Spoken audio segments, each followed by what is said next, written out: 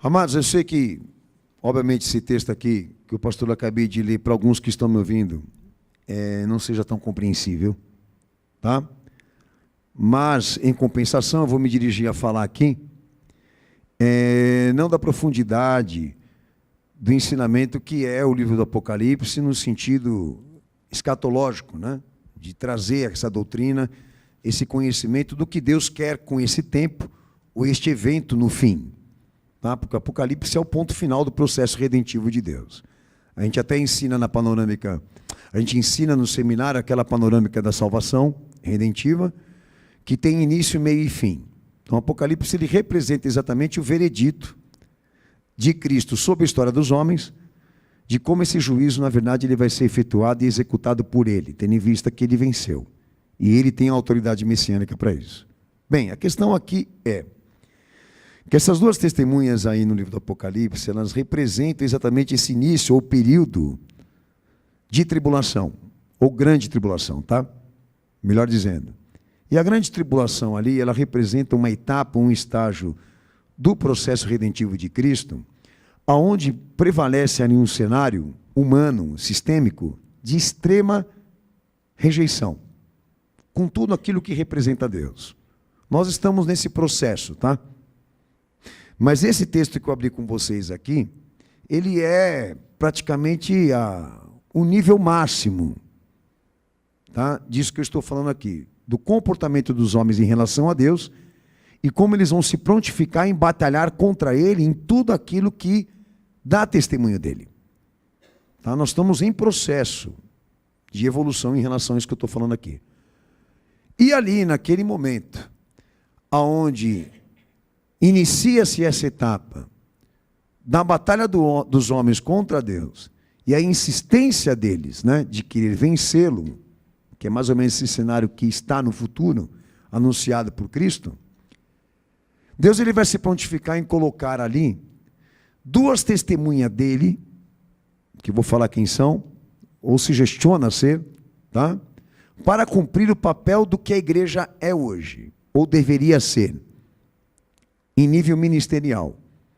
Então eles vão assumir o cenário mundial, e isso lá, especificamente em Jerusalém, e ali por alguns dias determinados por Deus, eles vão se prontificar em pregar o evangelho e cumprir a missão da igreja, que é o evangelismo ou a missão de propagar o evangelho. Então há muita coisa para se falar desse texto que eu li aqui, mas o meu objetivo que o Senhor me orientou para pregar, eu ainda vou dizer aqui com lógica, qual a razão de Deus se prontificar em fazer alguma coisa por alguém que o detesta e o rejeita. Se eu tivesse na posição dele, eu não moveria um dedo. Eu acho que todos que estão aqui agora me escutando podem chegar também nessa conclusão. Nós não temos essa capacidade, nem essa razão, talvez até essa compreensão, essa misericórdia. Mas isso aconteceu aqui. Ele poderia fechar as portas do reino e dar oportunidade redentiva. Quando Jesus desceu, apareceu no céu, arrebatou a igreja. Mas por quê? Agora, estender ainda uma tentativa de querer salvar os homens numa época que eles não querem ser salvos. O que ele quer com isso? Que tentativa que é essa dele ir ao extremo? Com esse testemunho, com essas duas testemunhas, é isso que eu quero compreender de você. Tá? Que agora, nesse momento que nós não estamos nessa etapa, talvez alguns de vocês que estejam aqui, suspeitam do amor dele e da misericórdia dele em relação a você. Ou até mesmo da presença dele em relação àquilo que você está vivendo agora. E eu sou da opinião, como pastor e como teólogo, e isso para mim é claro, que Deus está mais presente do que nós. E falando, mas muita gente não escuta. Mas muitos são da opinião que ele se omitiu, ele se distanciou, se apartou da história, largou todo mundo e não está fazendo mais nada por ninguém. Só que não é isso que está acontecendo agora, e nem o que vai acontecer lá na frente, quando a situação moral e espiritual dos homens piorarem. Como disse para os irmãos aqui, eu não vejo lógica humana em estender o braço para salvar quem não quer ser salvo. Mas a misericórdia dele e a graça dele diz que, sim, isso é importante. Por quê? E eu quero entender. Por quê? Perda de tempo, mata todo mundo, destrói todo mundo, manda todo mundo para o inferno e vamos resolver essa parada. Eles querem a corrupção. Que não foi isso que ele fez lá no dilúvio? Acaba com tudo, eles querem ser mais fortes. Outro dia o pastor, eu vi até um cientista se dirigir a Deus de uma forma desrespeitosa e querendo dizer claramente que essa ciência que está aí fora, ela vai anular qualquer possibilidade da existência de Deus, porque a ciência que ele proclama, ela assumiu essa posição soberana, numa ordem, numa geração cuja inteligência é artificial.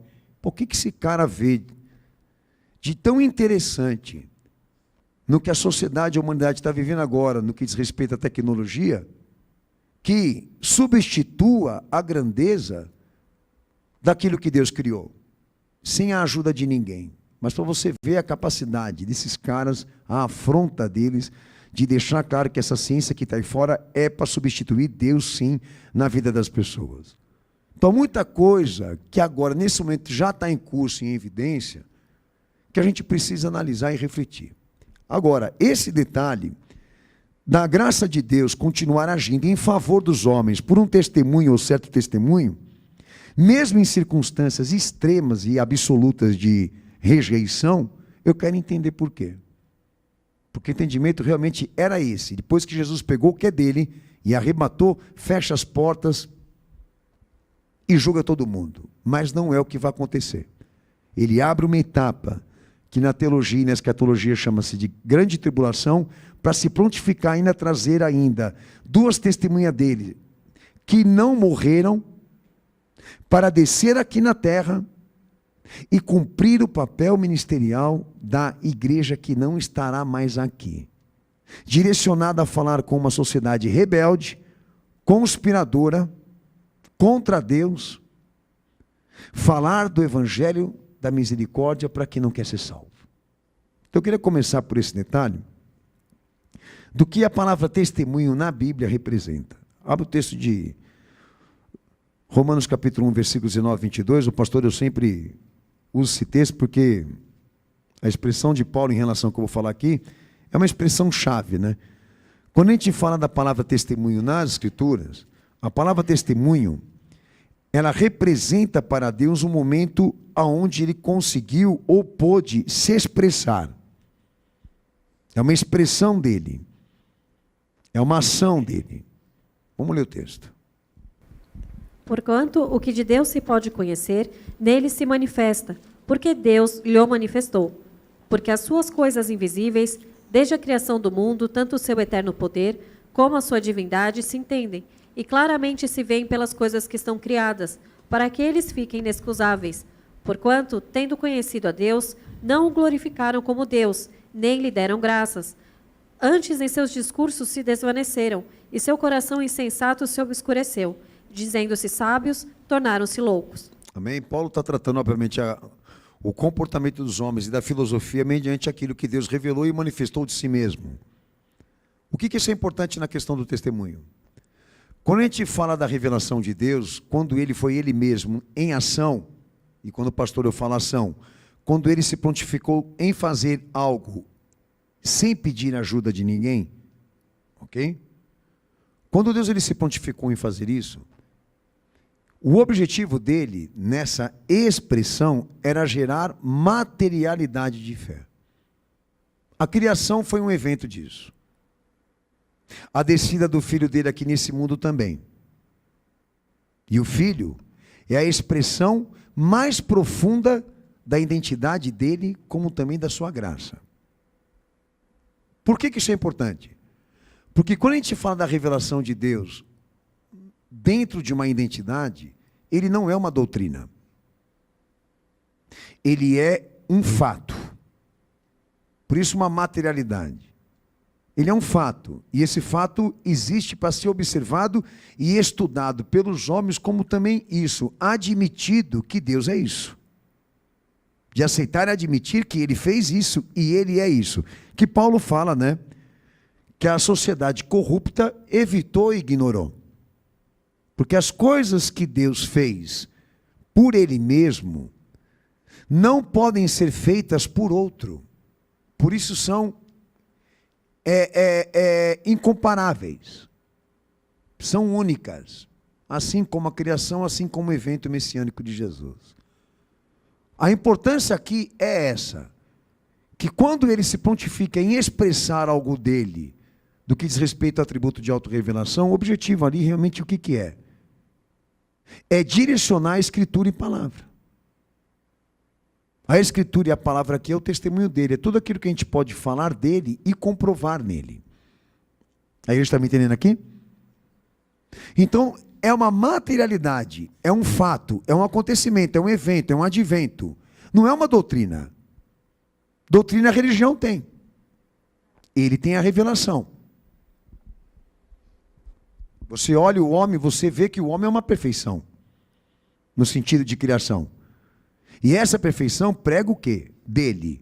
A inteligência, a sabedoria, a soberania, o poder. É um fato. Como tantos outros fatos que estão lá. Que ele criou sem pedir ajuda de homens e ajuda de ninguém. Então tudo que a gente prega dele e pode provar nele, não é doutrina, é testemunho. Quem obedece doutrina é o herege. Quem obedece à revelação é o crente. Uma coisa muito diferente, aquele que tem uma religião, daquele que tem a fé. Porque aquele que tem a fé, ele pode falar algo de Deus e provar. Aquele que tem a religião, tudo que ele fala sobre Deus, ele não pode provar. Porque tudo que ele fala sobre Deus é intuição, é pensamento filosófico, é razão. Então a gente separa o que é do homem e separa o que é de Deus. Pastor, a igreja está contaminada com essa doutrina filosófica? É óbvio. Há muito tempo. Há séculos. Desde do momento que Constantino cristianizou o Império Romano, tudo foi dominado. O Vaticano é uma prova disso. Do que esses caras são capazes de fazer com a revelação de Deus. E como que eles trabalham de uma maneira articulada para a sociedade, a humanidade, ser corrompida com doutrinas filosóficas. É fato. Mas falamos da materialidade da fé.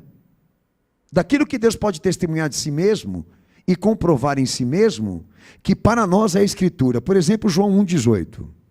Deus nunca foi visto por alguém. O Filho unigênito que está no seio do Pai, esse o revelou. Amém? Esse o revelou. Dentro daquilo que o pastor está falando. Quando Cristo se faz Jesus, ele se encarna na figura de Jesus, porque Jesus ali para o Cristo é o quê? É a humanidade que ele assumiu para nos servir com redenção. Então essa tentativa de Deus de encarnar o Filho, fazer ele descer aqui na terra e servir aos homens com a vida, tudo que ele gerou em atividade é materialidade de fé. Lá em João 6, nós não vamos ler, 55 ao 56, Jesus fala, né? A minha carne é a verdadeira comida. E o que ele está dizendo aqui? Que tudo aquilo que ele testemunhou ser a pedido do Pai é materialidade de fé. A gente não aprende evangelho com a igreja. Nós aprendemos evangelho com ele, Cristo. Ele é o sacerdócio. Na igreja só tem servos, senhores. Em algumas só bandidos e mercenários. Mas só ele assumiu essa posição de ser o sacerdócio. Tá? Então o que eu estou falando aqui? Que se nós queremos chegar a uma palavra certa da fé, ou verdadeira da fé, quem é o provedor ou isso? Quem é a raiz disso? A definição aqui é: a graça de Deus se expressou de maneira profunda pelo Filho e Ele quer que seja assim. Que todos só conheçam a fé por meio dEle.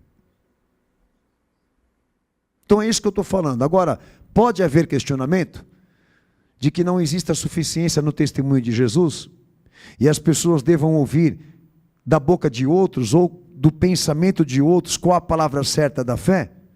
Bom, aí eu respondo: se você questiona que não exista uma suficiência no testemunho direto do Filho de Deus e você tem que buscar arrego na filosofia, existe aqui uma tarefa, um desafio para você.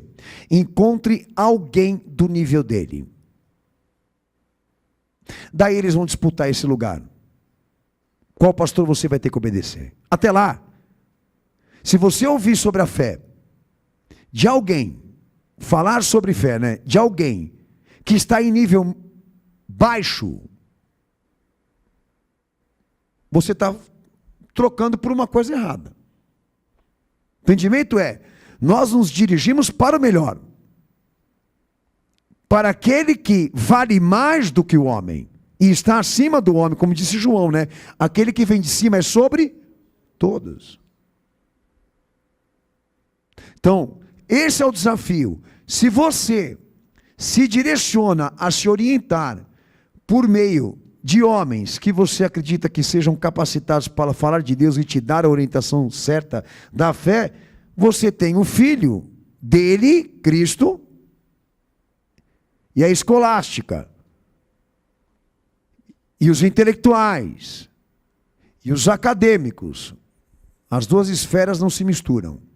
Um é um, os outros são outros. Qual o nosso desafio? Se você questiona que não há suficiência em Cristo na palavra dele, procure alguém do nível dele para disputar esse lugar.